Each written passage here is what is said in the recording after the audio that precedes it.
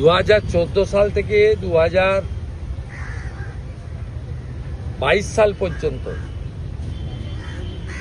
23 সাল পর্যন্ত নরেন্দ্র মোদীজির সরকার পশ্চিমবঙ্গে 40 লক্ষ ইউনিট বাড়ির জন্য টাকা দিয়েছেন।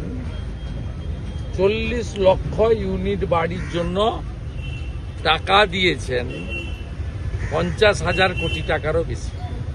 এই বাড়িগুলোর তালিকা প্রকাশ করতে হবে। এই বাড়িগুলো কে পেয়েছে দেখাতে হবে। তৃণমূল নেতারা প্রধানমন্ত্রী আবাস যোজনার বাড়ির টাকা লুট করেছেন এবং নিজেদের এক একজনের নামে 3-4টে করে বাড়ি নিয়েছে।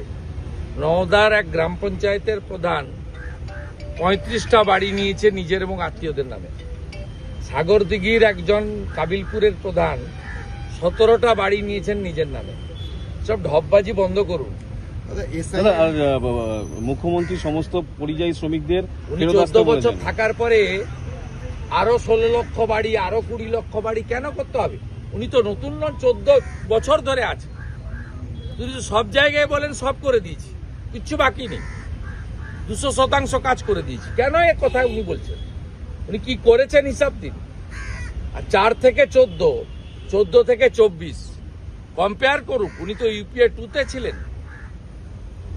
আগের কংগ্রেসের 10 বছর আর মোদিজির 10 বছর। কংগ্রেস 2,65,000 কোটি টাকা দিয়েছে 10 বছরে পশ্চিমবঙ্গকে।